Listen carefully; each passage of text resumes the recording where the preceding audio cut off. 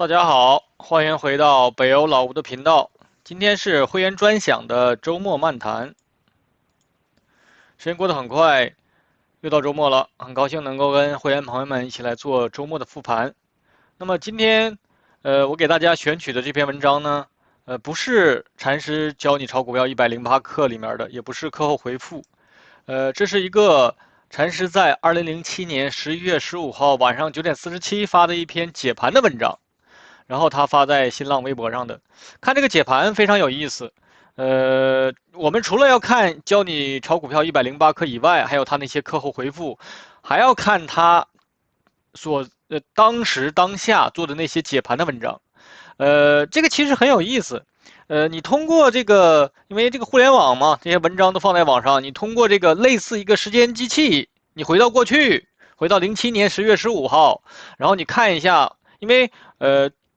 我们站在当下这个时间，2024年，有点类似有上帝视角，你可以马后炮的看，对吧？因为看过去的那个图形，我当然知道哪个地方该买，哪个地方该卖，但是在当下，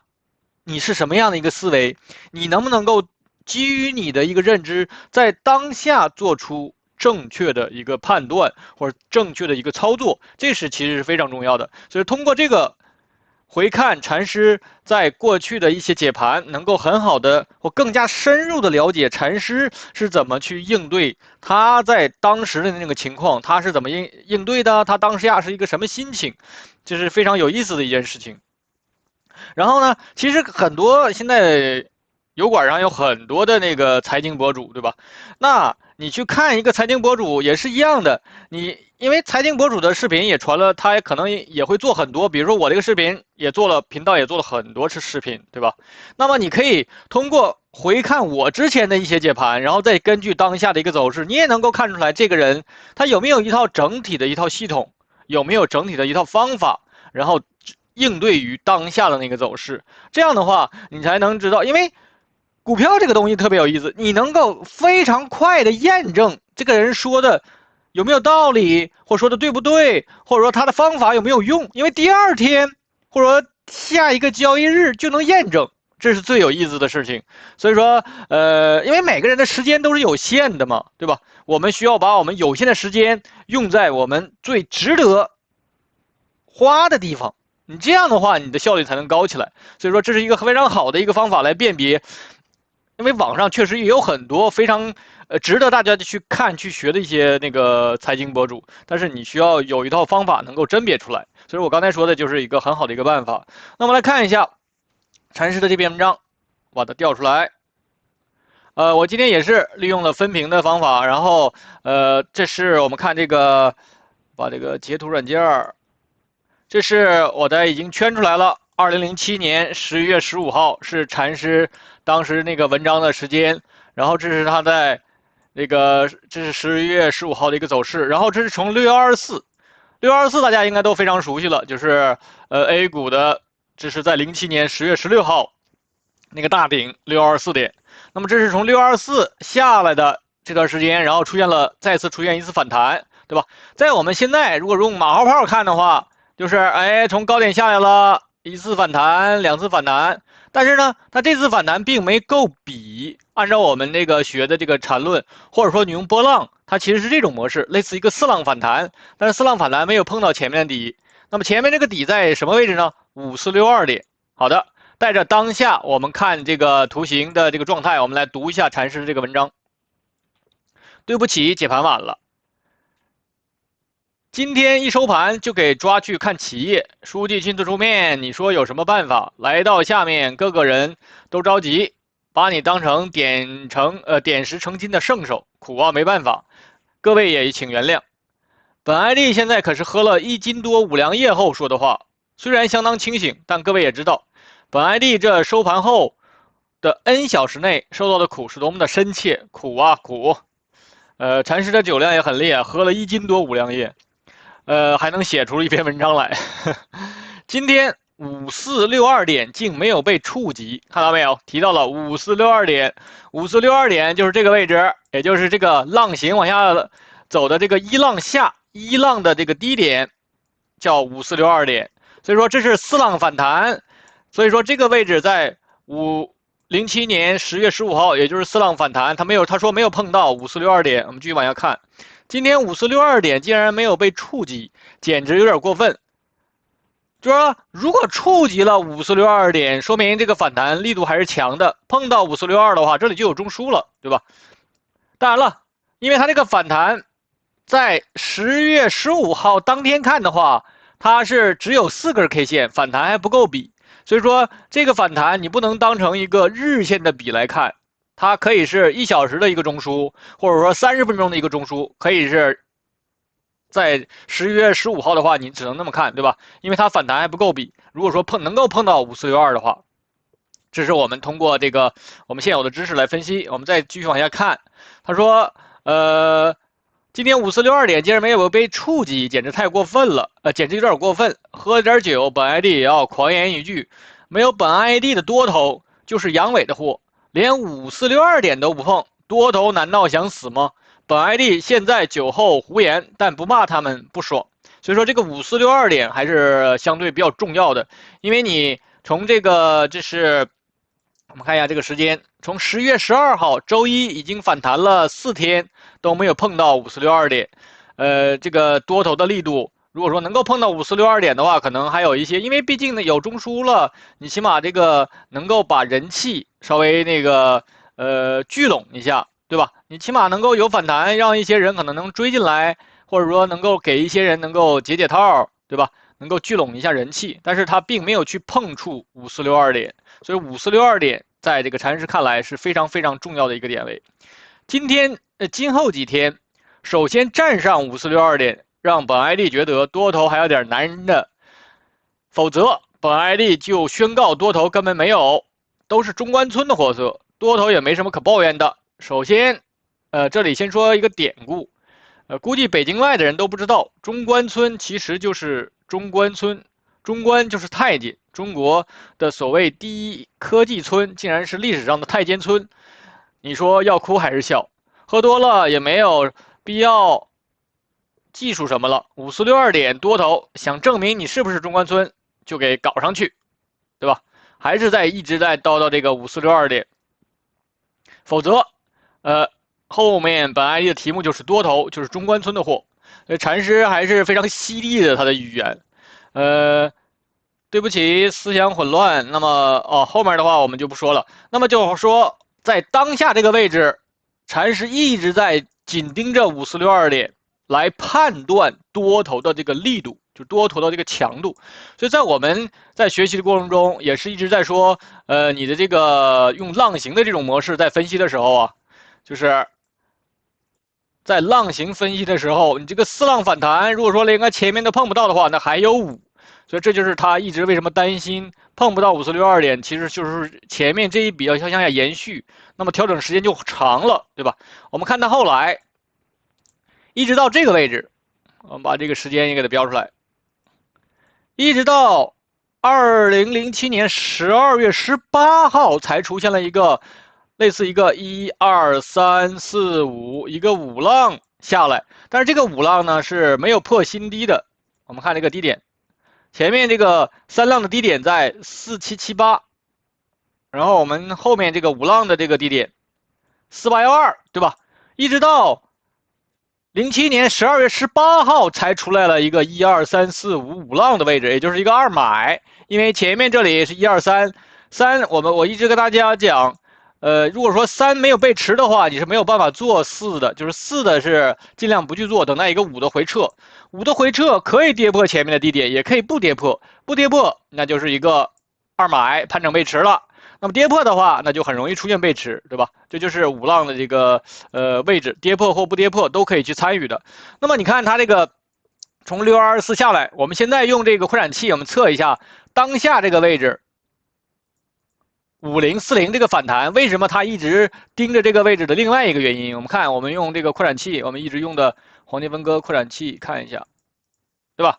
等比例是在这个位置5343，所以说它这个从5040反弹只有4根 K 线，已经突破了5343了，其实已经突破了5343，但是呢，它并没有触及前面这个小高点。所以说呀，尤其在10月15号收盘之后，又是一个我们看一下裸 K， 这是11月15号收的那根 K 线，对吧？K 线的实体非常小，然后上影线有点偏长，所以说这明显就是一个收缩状态，对吧？再加上前面一个交易日10月14号这天是一个大涨的一个状态，这个指数涨了4.94%啊，我们现在能够看到，当天 A 股是涨了4.94%，但是第二天是跌了0.88%，所以说这个收缩的还是比较明显的，就是在11月15号。那么这就是它虽然说回撤反弹突破了那个等比例，但是没有继续往上攻，所以这是一个偏弱的一个状态。那么它应该是在这个位置从这个高点是多少？6005下来，那么其实就是6005下来的次级别做了一个123，这是次级别的123段造成了这段，但是因为这个时间比较久了，我们没有办法去回看它的1小时上。如果说我们现在从用这个日线上也能这样观察一下，我们来看一下，就是说看什么呢？我们要看这3段，我把它给圈出来。我们要看，我把这个加粗。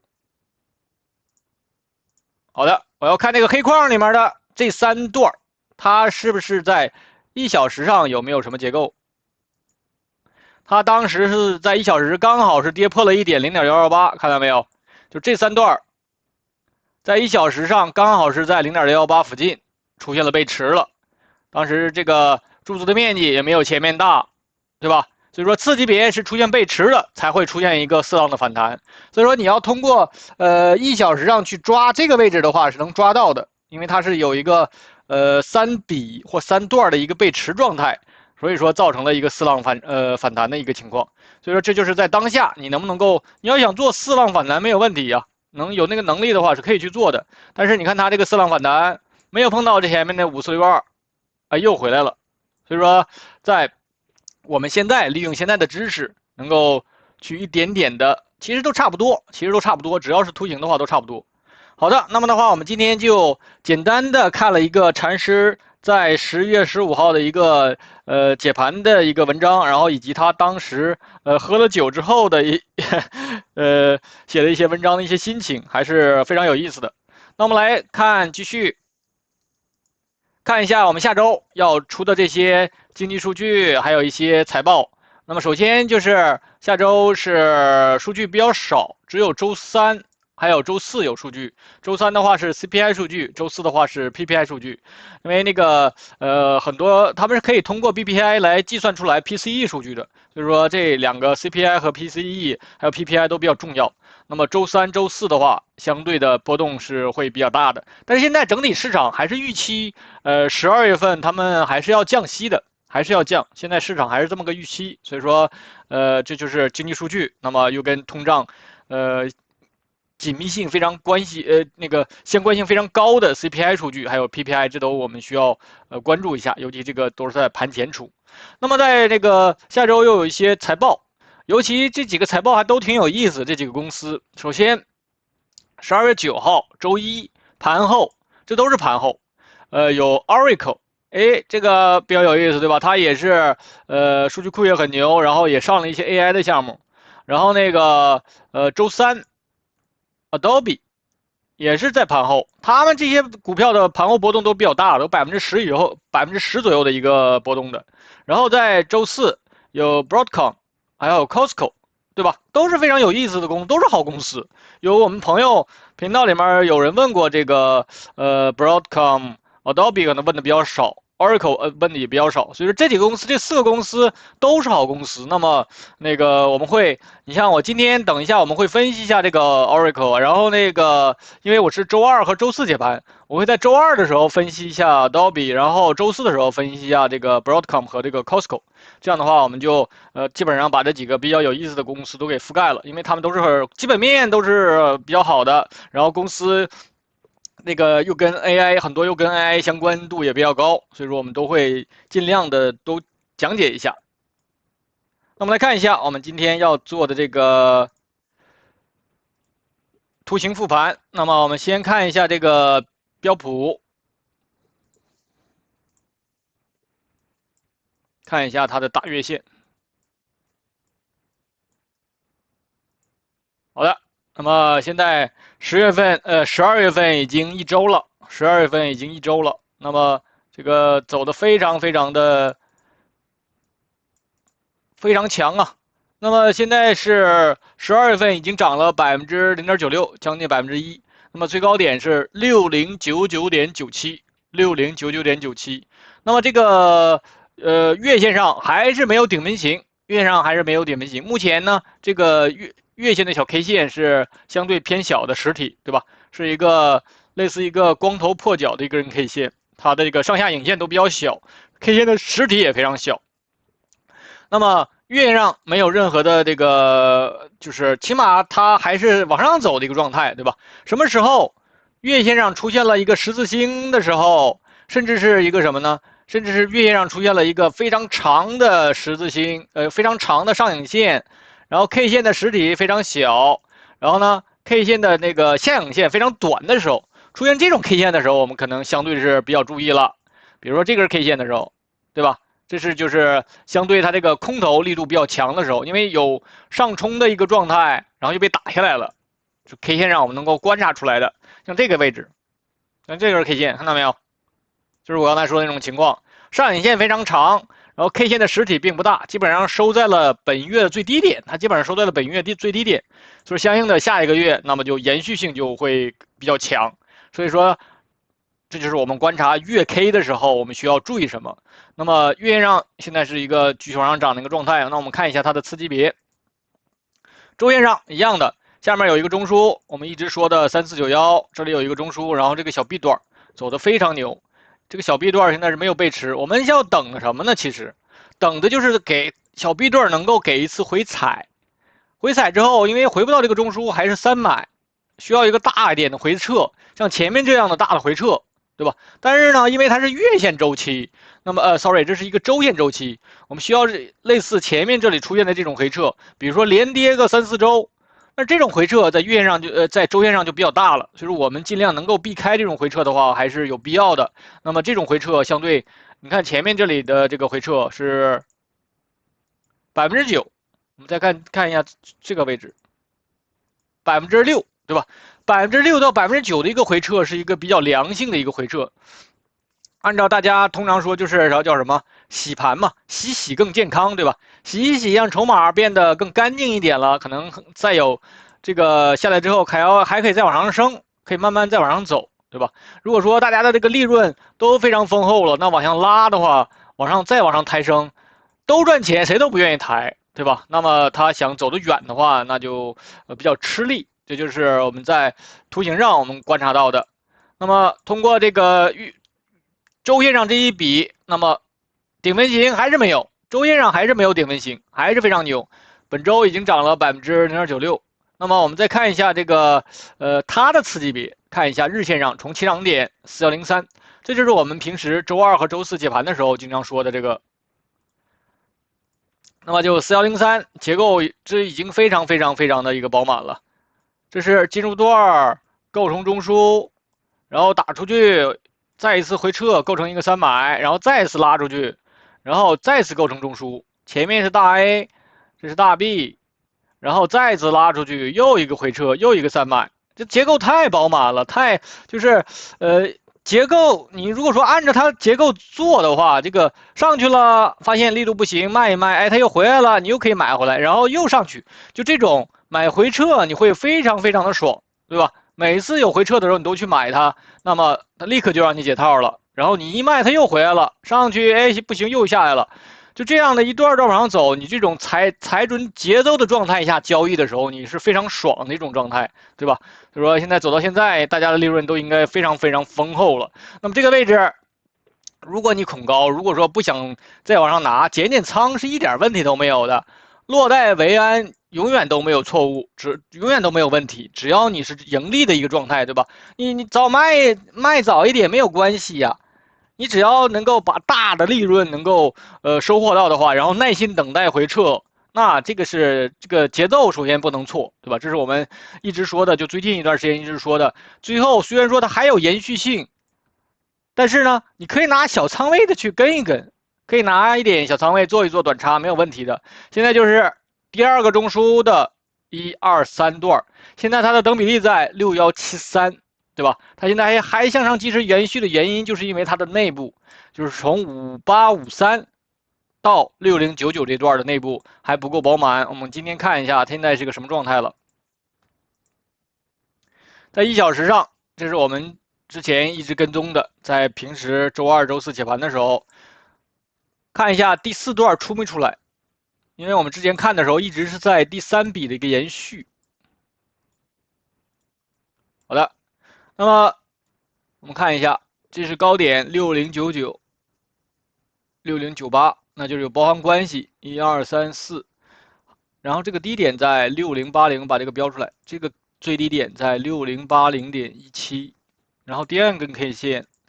6079，哦，那就成比了。这里第4笔出现了，这个结构越来越饱满了，越来越接近要大调整的这个状态了，我感觉。这个是从5853 1、2、3、4，前面虽然说都出过回撤，对吧？按照我们缠论定义都不够比，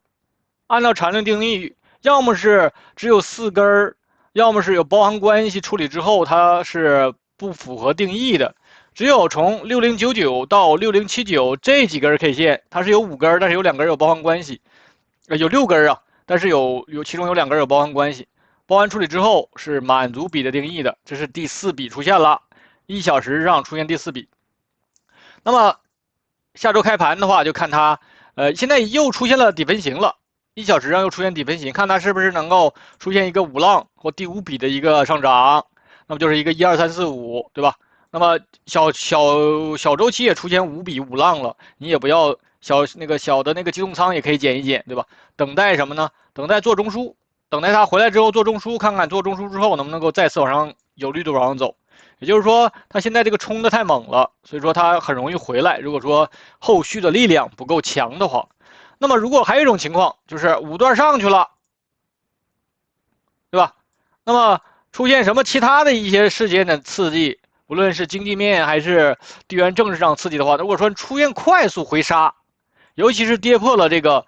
6079的话，快速跌破6079，你要注意了，因为这里很有可能是这样就断开了，这就是日线上那一笔，它可以走反向了，对吧？那么如果说再回来看一眼日线上，那日线上如果说这段要结束的话，那就是回来看看能不能够碰到前面这个低点，前面这个高点。就是6017，如果说碰了6017了，然后回撤也够比了，如果说能够停顿住的话，那看看是不是要做第3个中枢。这是第2个，前面是第1个，这是第1个中枢，这是第2个中枢。然后如果说要在这里能停顿住做第3个中枢的话，因为这里的高低点有接触，那么这个中枢的2个中枢有接触之后，形成了这个扩张，中枢扩张升级了，那么前面都可以作为进入段，还可以往上拉升，这是一种情况。还有一种就是它跌得特别快，杀得特别快，直接就杀掉了5853点，5853非常关键。如果说杀掉了5853，回到中枢里面来了，那就意味着升级了，那就是它就要走周线上那笔回撤了，就是说这里可能要到中枢这里弹一下，然后继续往下走，是这样走。所以说，在下跌的过程中，我们有几个点位非常关键的，就像刚才我们在分析禅师那篇文章，他一直提的那个点位，他为什么一直盯着那个位置呢？因为在技术上是有技术含义的，而且特别重要的。所以说，针对我们来说，就是首先是6017，如果说这个上涨这段结束了，回撤我们要首先看6017能不能够碰到它，碰不到它的话，还可以再往上走一走。还可以有一个1、2、3、4、5，就是说日线上也可以走5段，对吧？现在说的是1小时上，这里是要走5段，1、2、3、4、5。那么日线也可以走5段啊，你这个第3段结束了，回不来，然后也可以有5的呀，对不对？所以说这就是6017的这个意义。如果说回来了，碰到6017了，但是力度不够强，就回撤的力度不够强，那么这里还可以做中枢，对吧？还是一样的，做中枢，2个中枢有接触。那就升级了，就变大了。变大之后，看它是不是能够再往上选。还有一种就是，碰到6017了，继续往上砸，又碰到了5853，又都撑不住，因为5853是前面这个中枢的一个3买。如果说你跌破了5853，然后又回到这个中枢里面来，那就变成了直接就升级了，你就需要利用非同级别分解，因为它这要走周线上的那笔回撤了，对吧？所以说5853是一个非常关键的一个点位。如果说要跌破6017之后，那么再往下就要看这个中枢。所以说每一个位置，它从上面下来的南下的这个过程中，我们都有小兵站岗的。第一个小兵，第二个小兵，然后再进来就是中枢这个上沿，第三个小兵，这些位置代表了它的力度，对吧？首先碰到6017，说明力度还不够太强，下跌的力度还不够太强。如果说你把5853都杀掉了，那你就注意了，那很可能做反向，可能这种反弹你都不要，因为它很可能就是一个弱反，很弱的一个反弹就快速往下走。所以说这个时候到了每一个位置，它代表它的这个力度是不一样的，代表这个多空强弱是不一样的。所以说我们通过观察这些点位，要的就是能够分析出来现在是谁站强，现在是多头站强还是空头站强。那么我们需要选边的呀，对吧？多头强我们就跟着多头做，空头强我们就跟着空头做。所以说就是我们利用这个技术分析的意义在哪儿，就是需要看多空强弱的。好的，这是针对这个标普指数。那么今天时间比较多，我们可以多看一些其他的。然后呢，先看一下这个下周要出财报的这个 Oracle。在这个做视频之前，我也把 Oracle 的视频那个图形给大概这个总结了一下，然后把图形稍微画了一下，节省一些时间。我们来看一下，这是它的这个3M， 也就是每一根 K 线就是一个季度。我们看一下，下面有一个大的中枢啊，它这个图形应该也是经过复权之后的一个图形，所以说下面有一个大的中枢，这个起涨点是在这个位置33.13，所以说这是一个季度大中枢的一个离开段，它为什么这么强呢？因为它是一个季度的一个离开段，这里是有过一次回撤的，我们看一下低点60.78、60.81，也就是说。这个第5根 K 线呢，没有跌破第4根 K 线的低点，对吧？所以说没有出现这个回撤，不够比，这里回撤是不够比的。但是它是一个明显的针对下面的一个中枢的一个确认。那么这个位置其实次级别是有一个3买的，这个位置其实次级别针对这个是有一个3买的，但是本级别的话是不够回撤的。那么我们可以把这个都清掉。所以说它这个起涨啊。是从33.13一直到现在的196，都是季度的这个中枢的小 B 段。为什么走的这么强呢？就因为它是小 B 段，因为在我们的模型里面，这是我们的模型，这是小 A 段、小 B 段，然后后面是小 C 段。这些小 A、小 B、小 C 全都是单边段，然后这个中枢震荡的时候，这是大 A、大 B， 对吧？大 A 大 B 都是震荡段，就是上下震。那么小 A 小 B 都是单边段。你这个一定要能分辨当下这个走势是所处的位置，你这样的话才能够相应的分配你的仓位呀。你如果说现在是一个单边段，然后你天天在这做短差，你就很容易卖飞呀。单边段，如果说你发现现在这个力度非常强是单边段的时候，这个时候就应该抱住你的仓位，什么都不干。你一旦去做短差的时候，很容易卖飞，然后就会造成你的心态上会变得非常差。但是你发现现在是，上下在这里震，明显是一个震荡段，那你就不能够死抱着，对吧？下面跌到下面了，买一买上去了，力度不强，卖一卖，下来再买回来，就来回在这做短差。如果你一直是死抱着不动的话，那你相当于来回坐电梯，那也没啥意义啊，浪费时间，对不对？所以说一定要能针对这个图形。发现它现在所处的位置，它在我们的模型里面是哪一段，它在走的是哪一段，你这样的话才能够相应的制定你的策略。所以说它现在大周期上其实是在走小 B 段呢，为什么这么强啊？因为它是单边段。我们看一下从33.13到196这一段的这个内部，现在 M 是这个月线上，月线上也是一样，这是一个1、2、3笔，然后回撤回来。做中枢又是一个离开，看到没有？在月线上也是在走小 B 段，所以说它这个结构同构了。季度图形跟月线图形的结构同构了，都是在走小 B 段。为什么这么强呢？因为都是在走离开段，都是在走单边段，所以说它特别强。那么我们的分析重点又变了，要分析99.26上来的这段，看这个单边段里面是一个什么结构，能不能够继续往上冲。我们也可以现在先比较一下这个进入段跟离开段的一个力度。这是进入段，已经突破了等比例了，对吧？等比例在165，它现在都快到1.618了，所以说离开段是没有背驰的。然后这个 MACD， 你看它这个快慢线张嘴张的特别大，柱子长度一直在伸长，力度特别强，对吧？所以这都非常良好的一个状态。我们看一下这个离开段，周线上也是一样，从这个起涨点99.26、1、2、3，对吧？一个浪形的模式，3段往上走，非常强。那么没有结构呢，还没有中枢呢，它这段走的非常强。那么第3段，周线上的第3段是有过内部是有一些回撤，那么我们关注重点就是112.78的第3段有没有可能结束了？现在是有过一些顶门型的，但是这些都不够比呀。回撤之后有包含关系呀，或者说时间上啊，就是说这里其实可以特殊处理的话，你可以当成一笔，那么这里是有中枢，但是严格定义的话，这个是不够比的，因为有高低点，我一般都是用高低点来划分，对吧？一些特殊情况的话是会按照递归的一种模式，把这里当成一笔做也可以，但是因为我们是一个复盘状态，所以说尽量是按照这个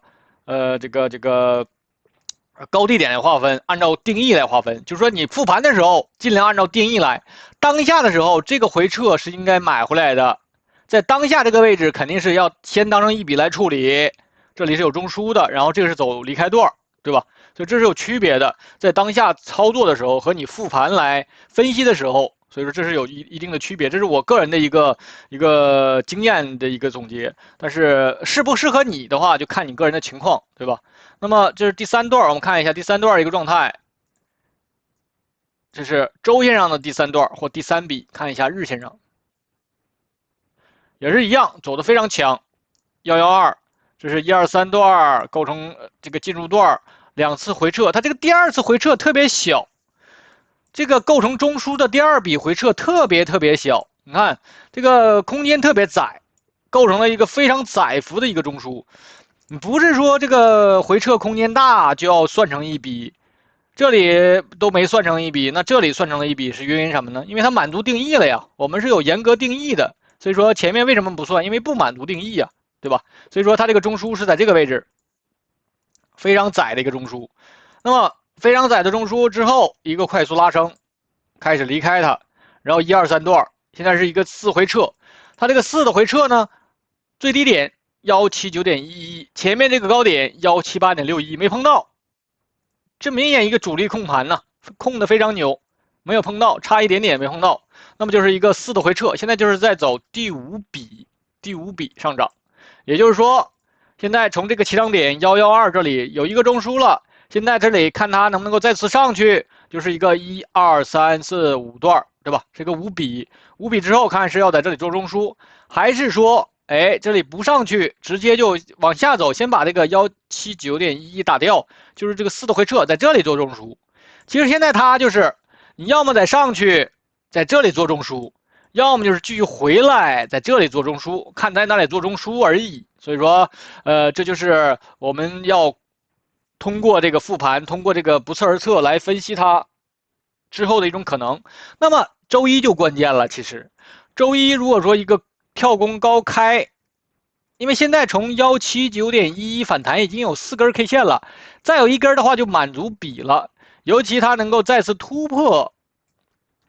196.04的话，那你就看你个人的那个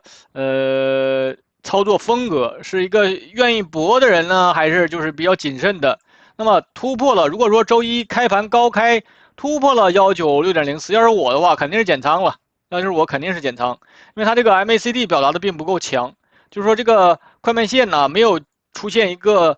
空中加油的状态往上去。你看这里就是加油了一下又下来了，触碰了一下没有上去，没有形成交叉之后上去。这是这个我不太满意的一个地方，就是这个快慢线力度并没有表达的特别强。如果说勉强的下周一突破了，就是在财报之前突破了196.04的话，很可能是在做一个多头陷阱。如果说真的突破196.04的话，反而是可以去用小仓位做对冲，做那个做空去，对吧？如果说真的出现这种情况，当然了，也是可以这个出现财报，他先在财报之前给你来一个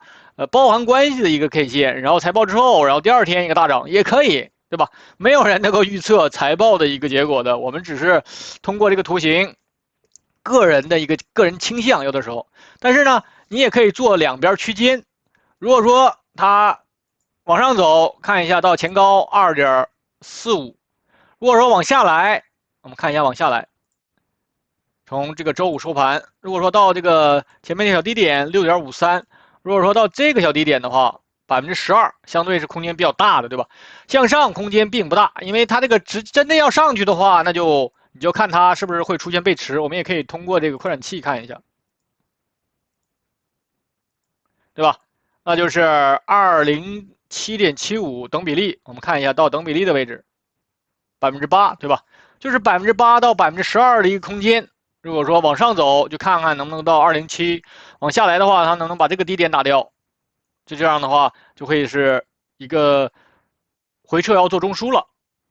所以说上下8%到12%的一个空间，就是你如果说想做这个期权策略的话，就两边都买，对吧？你这样的话就不用去赌一边。但是我个人倾向，尤其是礼拜一，如果说它真的是出现一个多头陷阱的话，那下跌的概率可能比较大一点。但这是我的一个个人倾向，就看它礼拜一怎么走了。如果说礼拜一能够收这一点的话，那可能还能够第二天或者盘后的话能够再涨一下，然后等到礼拜二、礼拜三再继续跌，再回来，对吧？所以就看礼拜一怎么选。所以说礼拜一还是盘中交易的时候还是比较重要的。这是针对这个 Oracle。然后我们再看，先看一个这个会员朋友们问的一个戴尔，也是这个因为他们像戴尔和那个惠普的话，受益于这个数据中心的一个发展，因为数据中心嘛，他们都要买这些 GPU，可能这些 data center 这些数据中心要搭建这些东西，可能要买他们的服务器，所以说它跟那个惠普的话是受益于这波这个数据中心的。那我们看一下它的图形，我们只是简单，我们看有没有它要出什么财报还是怎么的？哦，财报已经出过了，11月26号已经出过财报了，对吧？这个 revenue 可能比预期的稍微差一点，但是是赚钱的状态，因为应该上周应该出了惠普的财报了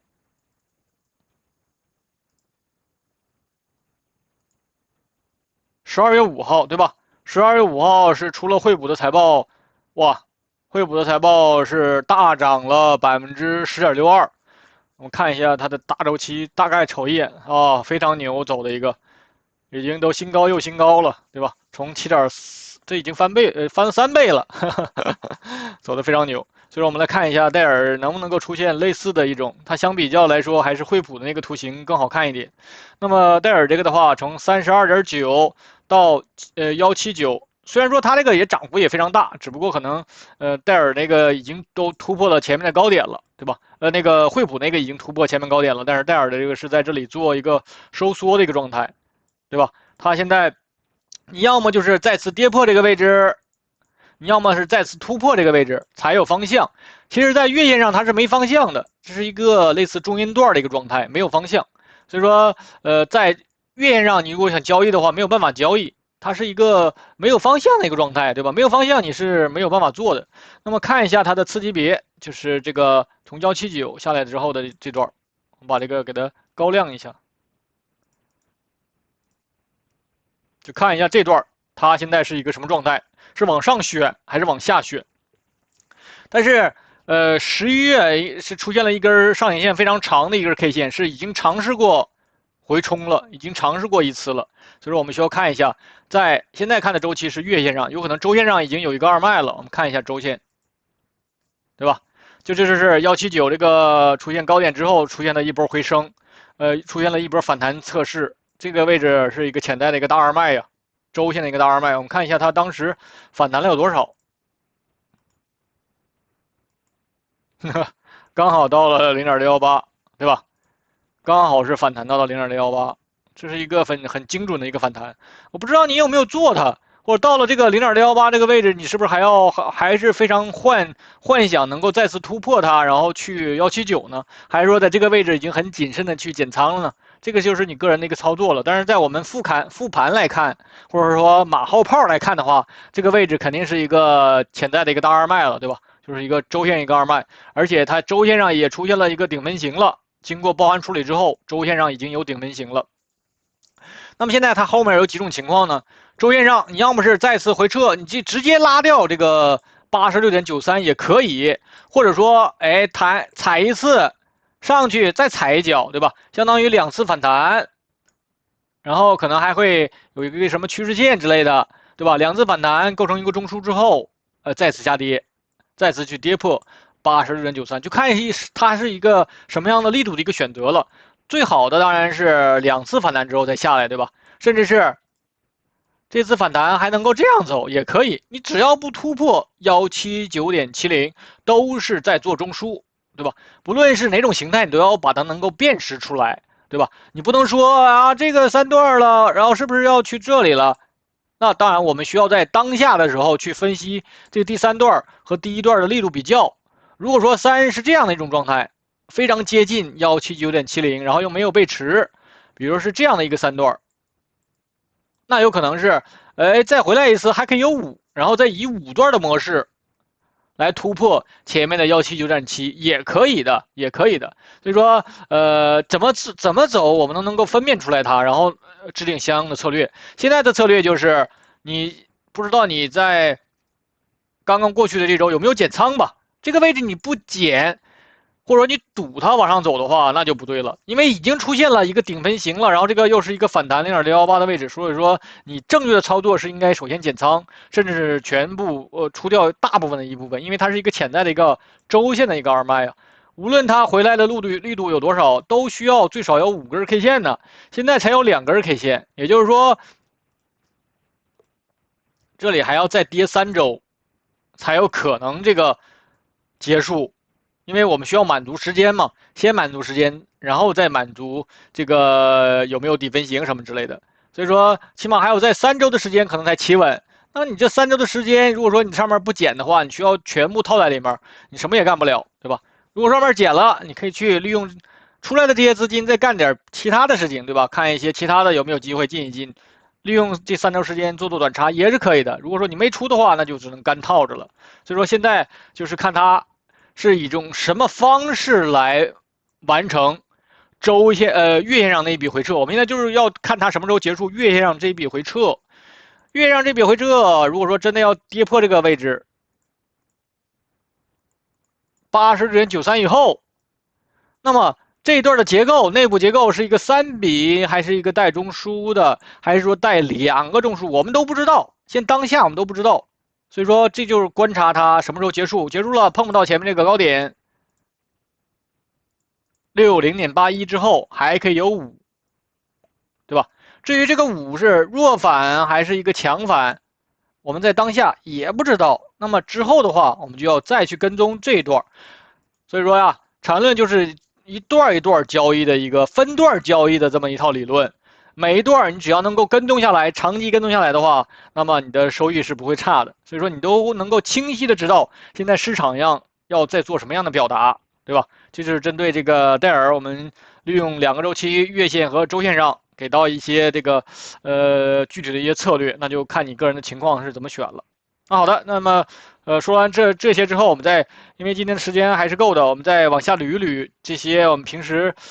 也会看的一些标的。我们先看一下这个 VIX，因为这个上周是一直是小步往上涨的状态，那么周五的这个 VIX 又出现了5.69%的一个下跌，最低点是在12.7，对吧？12.7，现在是已经跌破前面这个低点了，它就是一直往下沉的一个状态。然后虽然说针对这个中枢有进入段跟离开段，这个离开段看上去是比这个进入段弱的，对吧？但是因为它一直都在0轴以下，虽然说有背驰了，但是并不代表它可以就是一直要上去。然后我们之前一直说，只要这个 VIX 没有被拉回到零轴附近，甚至是没有站上这2根均线之上的话，都不用太担心指数那面。毕竟这个它不大涨的话，指数那面也不会大跌。所以说，我们可以通过这个 VIX 反向来看指数那面，作为一个参考的这个标的来那个观察指数那面。因为前面我们都发现过，只有它非常贴近零轴的时候，才会出现后面才出现了一波大涨，这里也是一样的，对吧？所以说，只要这个 VIX 一天没有贴近零轴的时候，我们都不需要太担心。那么指数那边可以慢慢往上爬，这是这个 VIX。然后看一眼这个比特币，比特币我们之前知道一直跟踪的就是这个49000这个位置。那么这是在12月5号那天，比特币出现了一个宽幅的一个震荡啊。如果说你是玩那个合约的那帮人，肯定有爆仓，上下都能爆，你做多也会爆，做空也会爆，真是这个非常暴利的一天。如果说你是做比特币合约的话，那么在12月5号，你肯定是经历了一天非常煎熬的一天。那么我们其实一直建议，我一直建议大家就买 ETF 就好了。对于我们小散户，你看好比特币，你就买点 ETF 放在账户里面，也不要太关心它那个周末是怎样。毕竟它在周末也能交易，但是 ETF 是不能交易的。所以说，相当于变相的把我们的手捆起来。很多人最大的问题就是控制不住手，操作特别混乱，随意开仓，对吧？一点交易的那个纪律都没有，那么这是不行的。所以说，你可以通过这种方法买 ETF，你变相的把手给捆住了。所以说，我们就耐心的等待这个合理的一个选择就好了，对吧？你管它是往下砸还是往上冲呢，对不对？所以说，合理的表达现在就是在下面有一个中枢，是1、2、3、4、5，走第5段呢。第5段我们也不判断它，我们也不预测它能不能够继续往上冲，就看它这里有没有顶分型啊，是不是要回来啊？回来的话就是做第2个中枢了，就是做大 B 中枢，前面是大 A。做完大 B 中枢之后，看它是不是要震出来多少段。如果说不到9段，看它能不能往上选，还是说它震出9段之后，在前面都会变成一个进入段，然后再往上选也可以，对吧？所以现在就关注就是第5段什么时候结束。如果说你从下面一直上来的，一直从这个49000跟上来的，你的这个盈利已经很高了。从49000上来的盈利已经很高了，你说在这个位置不想跟第5段了，也可以呀，也可以减一减嘛，对吧？这个5段结束之后，这个迟早要在这里做中枢的呀，对不对？想要不做中枢，什么情况下不做中枢呢？就是这个第5段不背驰，你只有特别强的力度跟3比较不背驰的时候，才可能出现第6段回撤，第7笔上涨，甚至是8和9，对吧？所以说5如果说想要不背驰的话，这段力度必须要很强。但是现在在次级别是有一个中枢了，看看它出现中枢之后能不能够去快速往上拉。如果说上不去的话，那就是要在这里做中枢，就这么点事儿嘛，对不对？这就是比特币。再看一下这个英伟达，英伟达在周5的话是出现了一些新的变化。我们之前是说过有2种方式的选择，就是用同级别分解和非同级别分解的一个选择问题而已。那么同级别分解就是从90.69第一个中枢，这里再做第2个中枢，对吧？已经出来了。那么这个中枢出来之后，我们也可以把这个中枢给它画出来，这是我们在用同级别分解。那么2个中枢之后，看它，然后周5出现了一个顶分型了。我之前说过，从131.8这个反弹了，它虽然说到了0.618的位置，挂在0.618位置，就是周4那天是挂在这个位置上，然后周5是出现了一个明确顶分型。在周4我们做解盘的时候，我说可以不着急卖，等到它出现一个明确顶分型的时候，你再解，来得及的，对吧？来得及。所以说周5如果说出现顶分型之后，看你自己有没有去针对这个顶分型去做出减仓的一个动作，对吧？出现了信号了，你再不动，那就可能是，你的个人的贪一点啦，或者说其他的一些因素影响。好多人说，那我做了减仓动作，它就变成那个中继的往上涨了。那么我们的分析策略或方法是，不是全仓进出啊，对吧？我们长期看好的股票，我们手里是一定有底仓的。我们这里做的都是机动仓的差价操作，所以说不能说啊，我这里好像卖错了，我下次就不动了。你下次不动，它很有可能就回来又购一笔了，那你这就浪费了一次做短差的机会啊。对不对？那么上去了我有底仓，下来的话我在这个位置减仓之后回来的话，我还可以再买回来，这才是一个更合理或更好的一个操作方式，对吧？我既不怕它涨，也不怕它跌，那么市场拿你没有办法。那么这是利用同级别分解，是不是要在这里震？还有一种就是非同级别分解是什么呢？就是以152.89作为分隔点，然后这个中枢我们就不看那个中枢了，就是说从90.69到152.89就结束了。那么这是一个二脉，日线的一个二脉，潜在一个二脉，看它是非常有力度的下来，还是说要踩一脚再弹一次再下来，就看它是不是要先做中枢，对吧？还是说以浪形的这种模式简单往下走？所以这个位置要硬的原因，就是因为它是一个二脉呀，潜在的一个二脉，对吧？那如果说能够再弹一次再下来，那我们就更有机会减了，相当于2次反弹，然后它再次下来，那这个位置还是要减的。所以说，一次反弹可能你不做操作，那第二次反弹的时候是一定要做操作的，一定要去硬的。这个位置可能比前面这个位置更重要，因为一旦2次反弹也不能够再次突破152.89的话，很有可能就是一个快速跳空缺口的式的一个往下走。至于什么驱动的，我们不知道。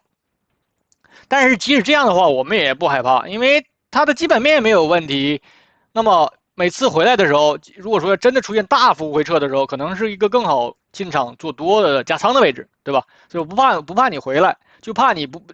动。如果说一直横在这里的一个载浮震的时候，是最为难受的。像这种，它还是有一点点空间给我们来做操作的。这是针对这个英伟达。我们再看一眼这个特斯拉。特斯拉的话，最近是尤其周五的大涨是非常牛的，对吧？我们看一下特斯拉，一直大家都在看400的位置，是吧？400是个什么位置呢？就是前面的高点，最高点在414.5。那么说400的话，就是看能不能够再次去一下前高嘛，对不对？那么针对特斯拉的话，我们是之前分析过它的结构。其实啊，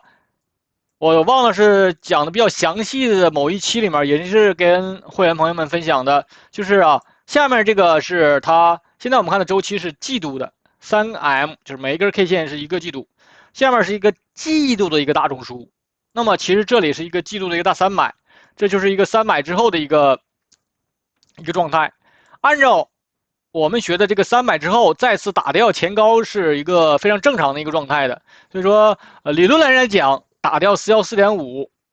不是什么难事儿，对吧？尤其现在又出现了潜在的这么一个季度上的一个空中加油 ，MACD 空中加油的状态。如果说真能拉上去的话，那就牛了。但是呢，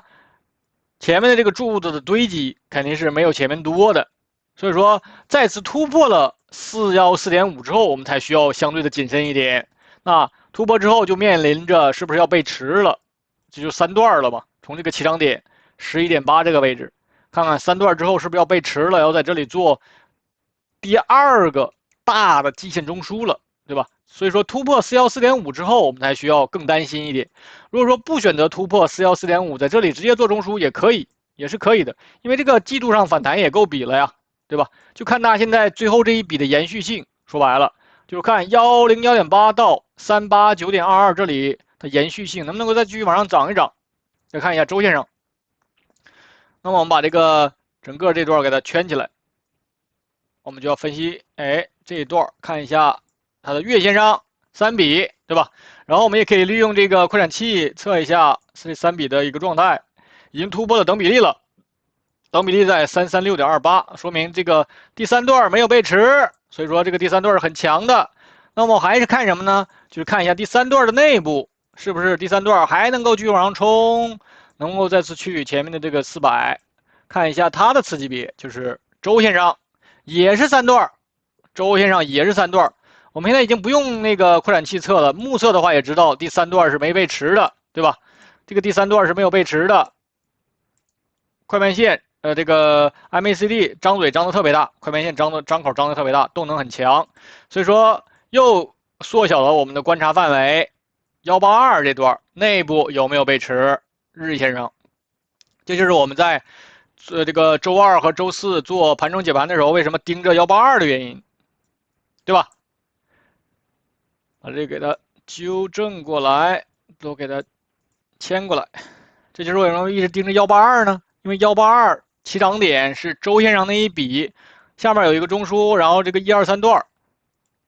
虽然说这个第三段现在看上去没有前面的第一段强，是有背驰状态，但是它要结束。我一直说它要结束，但是它这个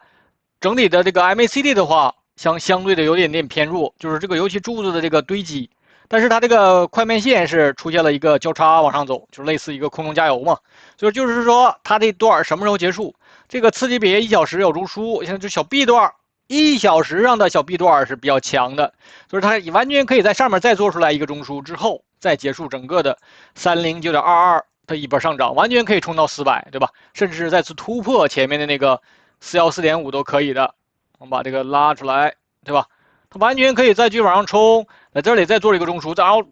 再往上顶一下，然后突破414.5，基本上这个结构就饱满了，也就意味着什么呢？我们再把它缩小回来。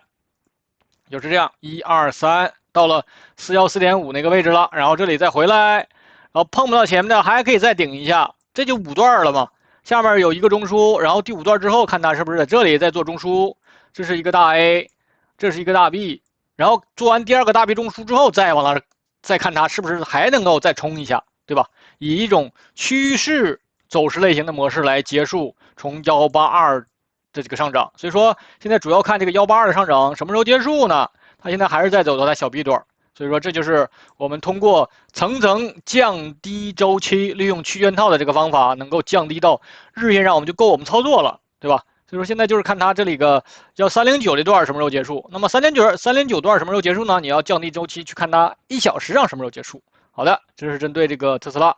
看一下 QQQ 也是，哎，又好像到了一个等比例的位置了，这是我们之前分析的一个画图痕迹。这是从423这个起涨点有一个中枢，然后123段，然后等比例是在526位置。这个等比例是跟什么等比例呢？是这段123段，它们3段等比例了。然后看它等比例之后能不能够去往上冲一冲，对吧？它也是，你看我之前我应该忘了是周2还是周4说过，这里有一个中枢，这里有一个中枢，但是它高低点有接触，这个中枢1小时中枢出现扩张了，出现扩张之后走的是小 B 段，对吧？这是为什么它这段拉的比较急的原因，也是小 B 段。你发现它一般走的单边非常这个清楚的时候，这种每天都在上涨的时候，就明显是在走单边段。所以说这就是明显这里出现中枢扩张之后的一个小 B 段，就1小时上的小 B 段，为什么走这么强的原因？那么它这个 MACD 张嘴着也可以，所以说看它突破526之后能不能够继续再往上延续，就是没有出现明显的顶分型的时候，你可以再拿一拿嘛，对吧？等待它给到一个明显的顶分型了，那么你就看它是不是要回来了，回来之后还是一样，看能不能够碰到515，碰到之后做中枢。大 A、大 B， 分析来分析去都差不多的结构，我们只要学会了缠论，任何的图形都是一样的方法。这是针对这个 QQ 看一眼这个罗素2000，就是小盘股的话，相对上周的话是偏弱的，对吧？那么周4是一个大跌，周5的话是一个包含关系，所以说现在针对罗素的起涨点是在这里204，这里有一个中枢，然后上去3段，然后第4段已经回撤了。那么它在周4、周5的话是出现了包含关系了，那就看周1能不能够给到一个顶分型，对吧？周1如果说能够给到一个顶分型的话，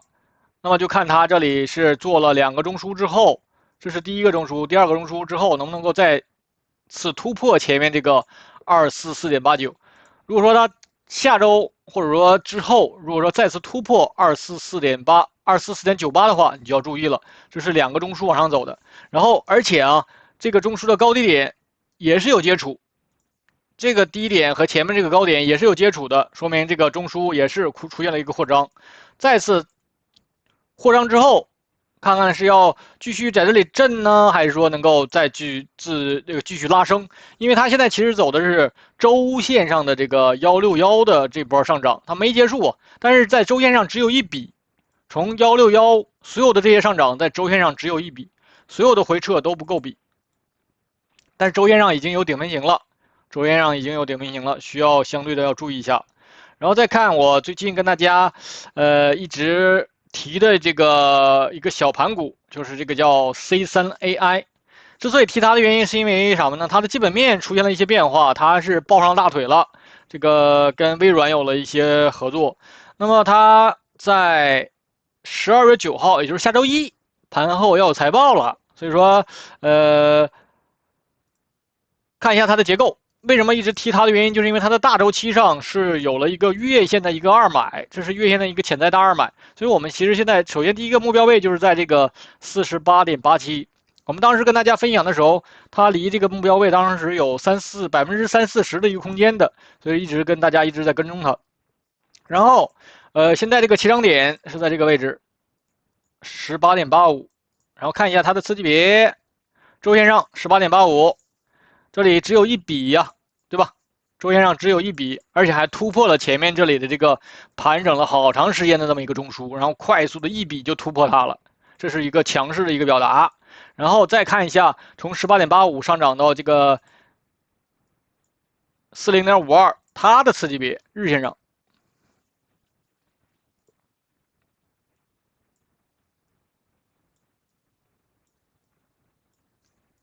把这个纠正一下，40.65啊，46.65是它这个最高点。我们当时分析的时候，在这个位置我是提醒过一次的，这是一个3买，针对下面这个中枢起涨点，对吧？这是一个3买，我当时就说再次打掉这个小高点39.88，只是一个时间上的一个问题。然后现在利用4根 K 线已经突破它了。周五的话是大涨了8%多，还是非常强的一个状态。但是看周一了。周一如果说能够延续盘中交易的时候，如果说能够出现一个 K 线的话，就是上涨 K 线的话，那就是反弹是够笔了，这个反弹是够笔了。那么至于你要不要博这个盘后的一个状态的话，那就看你个人了。至于我个人的话，肯定是如果说给到一个5段，甚至是不出现这个高点的时候，可能出现一个包含关系的时候，可能都要减仓了，对吧？所以说，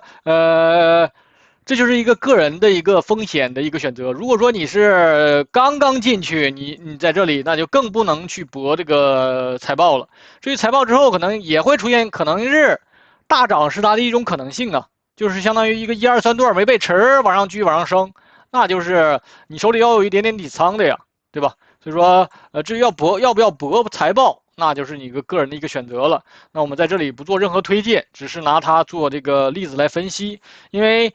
它的盘子并不大，风险还是比较大的。就是波动性大的时候，你一旦控制不好的话，就很容易追涨杀跌，那这个就会造成很大的失误。但是呢，如果说它能够复制这个我们之前说那个 Palantir 的那个小票的话，那就牛了，对吧？Palantir 这个票也是大家都现在都非常关注，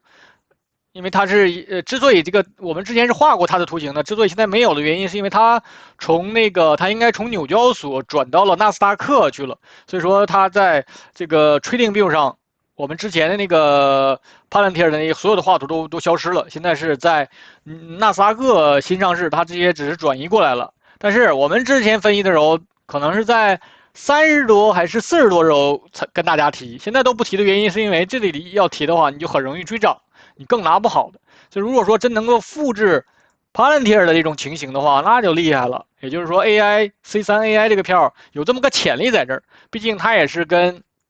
那个